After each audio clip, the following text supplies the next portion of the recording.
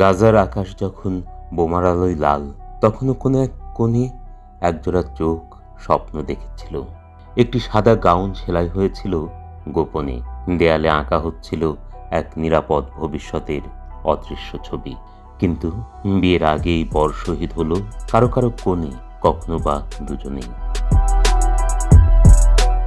আসিল আল আশকার। গাজা সিটির একটা ছোট্ট পাড়ায় আসিল আল আশকারের বাড়ি। সে ছিল সাধারণ একটা মেয়ে, হাসি খুশি, স্বপ্ন দেখতে ভালোবাসত।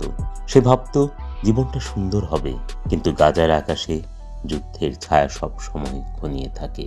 আসিলের জীবনেও সেই ছায়া পড়ল। আহমেদ আল সাহার।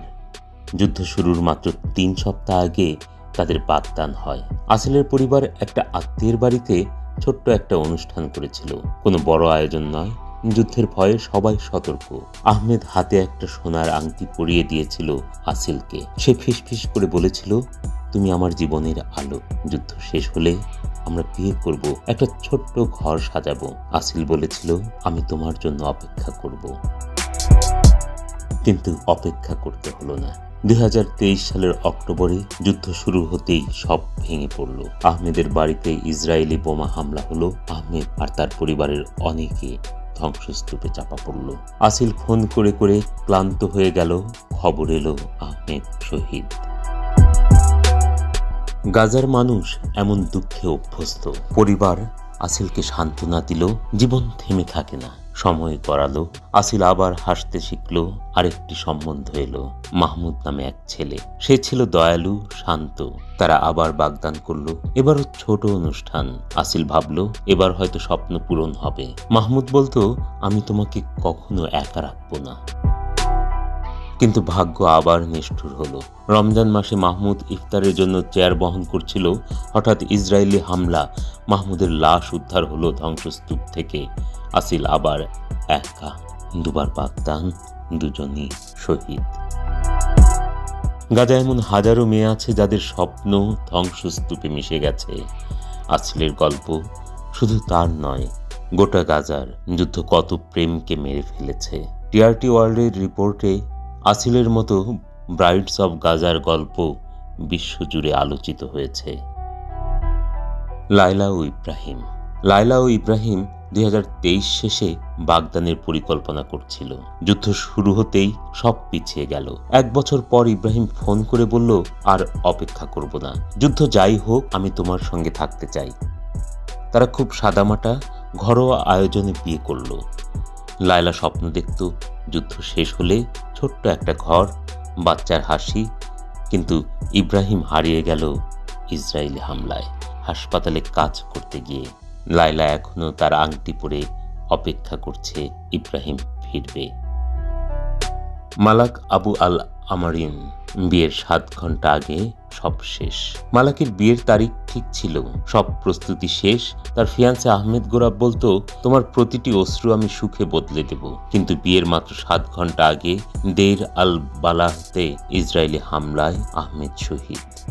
মালাক এখন তার ছবি জড়িয়ে কাঁদে, বলে, আমি বধূ হইনি, কিন্তু বিধবা হয়ে গেছি। ইসলাম আল হুর। ইসলামের বিয়ে ঠিক ছিল মাত্র 4 দিন পর। তার ফিয়ান্সে খাবার আনতে গিয়েছিল এইডের লাইনে। ইসরায়েলি সেনারা গুলি করে তাকে হত্যা করে। বছর খানেক আগে তার বাবাকেও একইভাবে হারিয়েছিল। আবির। বিয়ের দিনই গাড়িতে হামলা। আবিরের বিয়ের দিন, সবাই অপেক্ষায়, ইসরায়েলি হামলা।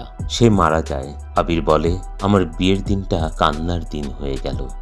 আয়ন প্যালেস্টাইনের ভিডিওতে তার কান্না দেখে বিশ্ব কেঁদেছে। দানিয়া আদাস ও মুহাম্মদ। গাজা সিটির সুজাইয়া পাড়ায় দানিয়া আদাসের বাড়ি। সে ছিল 19 বছরের এক তরুণী, হাসি খুশি, পড়াশোনায় মনোযোগী। কলেজ অব অ্যাপ্লাইড সায়েন্সে অ্যাকাউন্টিংয়ে পড়ত। 2 মাস আগে বাগদান হয়েছিল মোহাম্মদ সাদের সাথে। বিয়ের তারিখ ঠিক ছিল জুলাইয়ে, আর মাত্র 1 মাস বাকি। হঠাৎ আকাশ ফেটে গেল। ইসরায়েলি জেট থেকে মিসাইল পড়ল পাশের বাড়িতে, প্যালেস্টাইন ইসলামিক জিহাদের কমান্ডার খলিল আল বাহতিনির বাড়িতে। বিস্ফোরণে দানিয়ার বাড়ি কেঁপে উঠল। দানিয়া আর তার বোন ইমন ঘুমিয়েছিল দুজনেই ধ্বংসস্তূপে চাপা পড়ল। দানিয়ার বাবা আলা আতা আদাস ঘুম থেকে উঠে চিৎকার করে বললেন, বাচ্চারা কোথায়? ধুলো ধোঁয়ায় কিছুই দেখা যাচ্ছিল না। উদ্ধারকারীরা এলো, দানিয়ার লাশ পাওয়া গেল। ইমানকে হাসপাতালে নেওয়া হলো, কিন্তু কয়েক ঘন্টা পর সেও শহীদ। মোহাম্মদ ফোন করলো দানিয়াকে, কোনো উত্তর নেই। সে ছুটল আল শিফা হাসপাতালে, সেখানে শুনল দানিয়ার নেই। সে ধ্বংসস্তূপের কাছে গেল, দানিয়ার রক্তের দাগ দেখে চিৎকার করে কাঁদল। ভিডিওতে দেখা যায় সে কাঁদতে কাঁদতে বলছে, আমি তো 15 মিনিট আগে তোমার কাছে ছিলাম।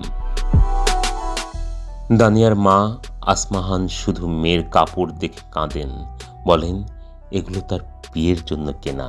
মোহাম্মদ বলে, সে আমার জান্নাত ছিল। এই ঘটনা Reuters, Middle East Eye, Al Jazeera সহ বিশ্ব মিডিয়ায় ছড়িয়ে পড়ে।